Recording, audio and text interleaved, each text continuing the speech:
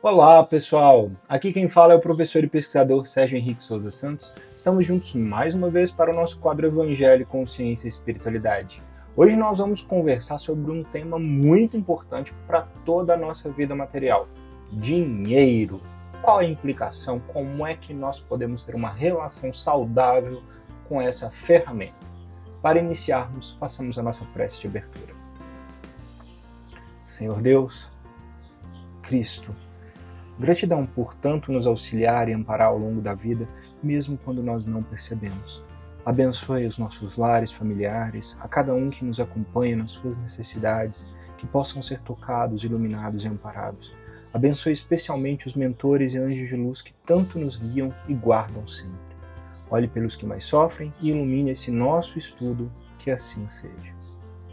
Muito bem. Para a primeira reflexão de hoje, nós vamos ler o Evangelho de Jesus, segundo Mateus, comentado por Emmanuel e psicografado por Chico Xavier. E o tópico de hoje é Mateus, capítulo 25, versículo 23. Disse-lhe o seu Senhor: Excelente, servo bom e fiel, foste fiel sobre o pouco e sobre o muito te constituirei. Dinheiro, o servidor.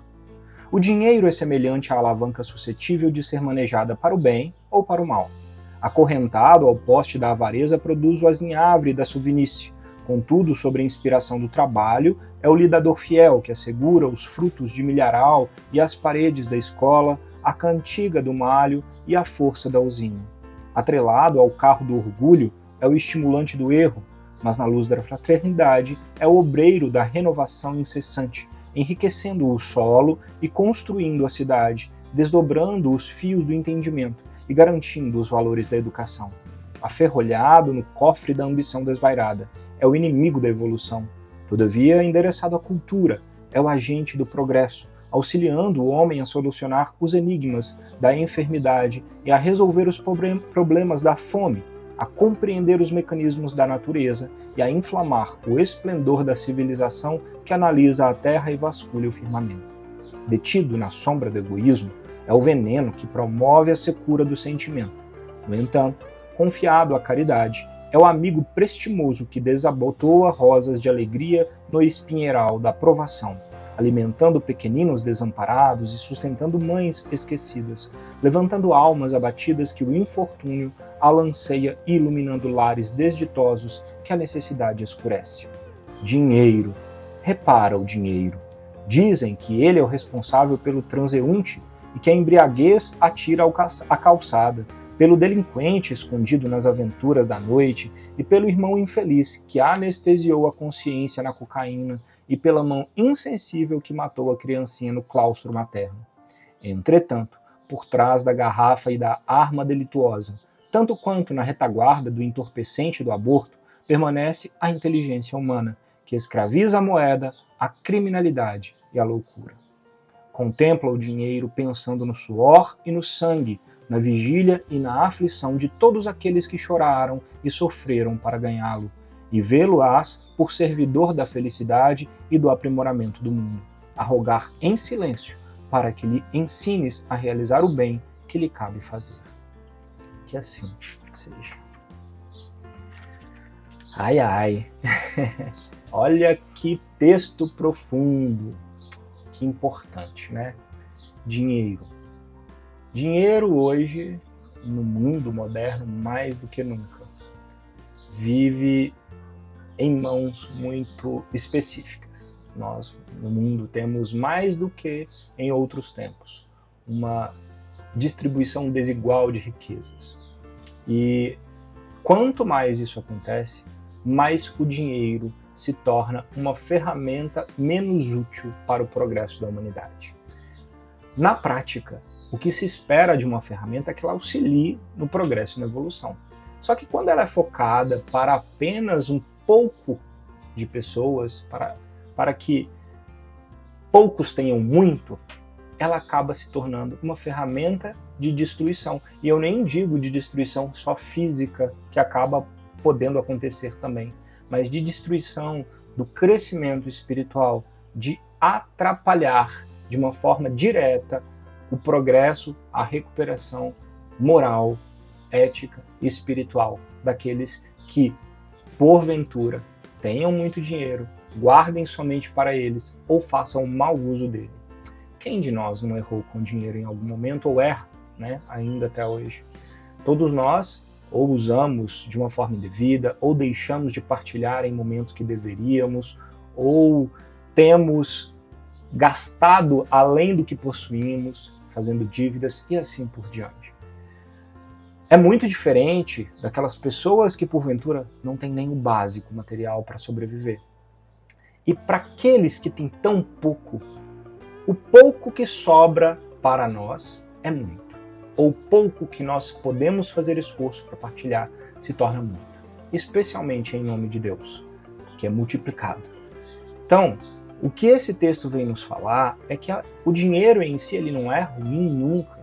O que é ruim é a forma como nós lidamos ou escolhemos lidar muitas vezes com esse dinheiro, com os bens materiais, guardando no egoísmo, na vaidade, no orgulho somente para nós e adquirindo de formas muitas vezes não corretas, sem partilhar, sem auxiliar. Porque ao mesmo tempo que ele pode fazer todo esse mal que citamos, ele pode alavancar a ciência, o entendimento da natureza, melhorar a qualidade de vida de tantas pessoas que têm tão pouco, acabar com a fome, diminuir sofrimentos no mundo, desde que bem aplicados, desde que vençamos o egoísmo e a vaidade para conseguirmos partilhar um pouquinho daquilo que temos, porque se todo mundo partilhar um pouco, isso se torna muito.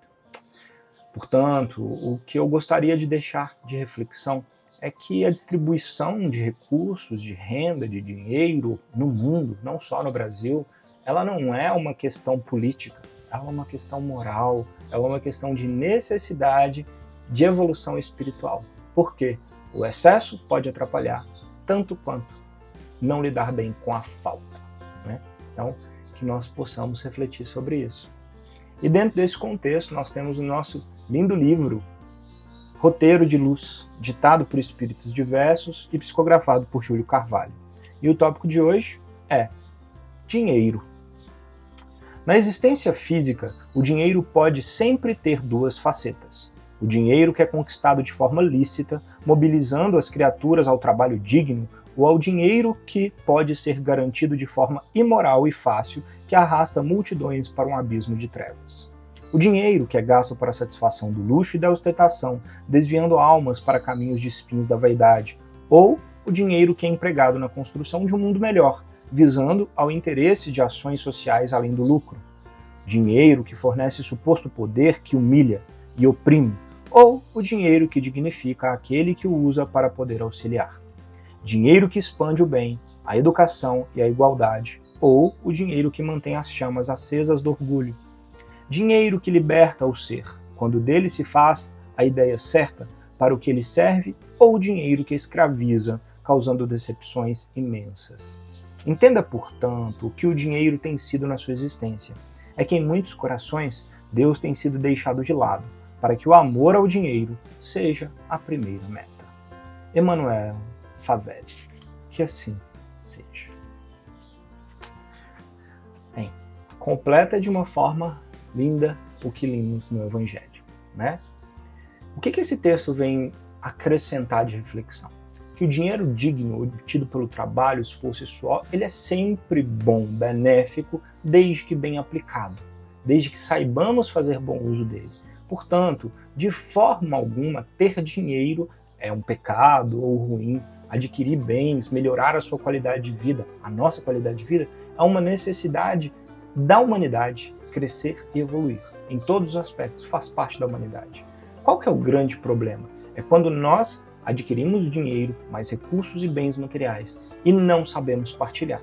Não sabemos dividir e auxiliar outras pessoas que precisem até muito mais do que nós. E aí o dinheiro se torna uma ferramenta de aumento do nosso orgulho e vaidade, ao invés de uma ferramenta de bem-estar, lazer e auxílio ao mundo e a nós mesmos, né? Portanto, não é o ter o dinheiro que é o problema, mas como nós usamos esse dinheiro ou como partilhamos esse recurso que é uma ferramenta para o bem nosso e de todos, né? Então, na prática, façamos o nosso melhor para ter mais bens materiais, mais recursos, mais dinheiro. Porém, que o excesso não fique guardado, que saibamos, enquanto ganhamos, também partilhar com aqueles que nos rodeiam e que saibamos ver as necessidades alheias além das nossas. E aí, tá tudo certo. Vai ser sempre uma boa ferramenta para a nossa evolução. E dentro desse contexto, nós trouxemos um artigo científico muito interessante, cujo título é o seguinte: O que o dinheiro não compra? A psicologia da supercompensação financeira.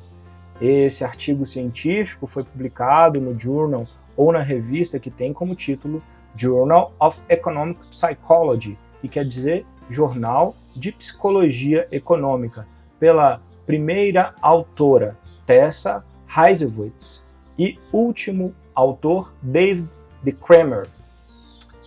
Bem, o que esse artigo científico fez? Ele fez 4 estudos avaliando uma condição muito específica de pagar por um erro, por um delito, alguém que cometeu um erro, pagar financeiramente aquele que foi ofendido, né? Aquele que sofreu a injúria.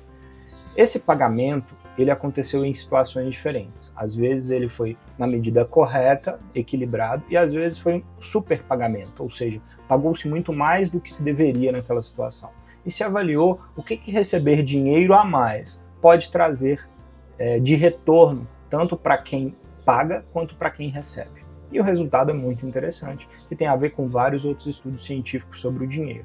O excesso de dinheiro, ele pode prejudicar as relações e dificultar o acerto moral. Ou seja, quando se paga o justo, tá tudo certo, todo mundo fica bem, compensa-se um lado e outro. Quando se paga mais, quem paga mais fica injuriado, quem recebe mais pode ter o orgulho e a vaidade estimulados e não fazer bom uso desse recurso, acabando desenvolvendo qualidades morais ruins não desejadas. Então, o que esse estudo mostra é que o excesso de dinheiro na vida, como nesse tipo de acerto, pode não ser benéfico, dependendo da forma como nós fazemos uso dele, né? Então, o que é justo, né? O que Deus nos traz é que nós devemos buscar sempre esse equilíbrio e a boa aplicação de todos os nossos recursos materiais, especialmente do dinheiro, né? Possamos refletir e que Deus nos ilumine e auxilie para colocarmos isso em prática nas nossas vidas, hoje e sempre. Então, façamos a nossa prece de encerramento. Deus, Pai de amor, gratidão por esses ensinamentos benditos, que a Tua luz possa nos tocar e iluminar, que saibamos fazer bons usos dos bens materiais que nos empresta. Nada é nosso e tudo ficará. Que saibamos ter essa consciência no dia a dia e abençoe aqueles que nos inspiram para o bem.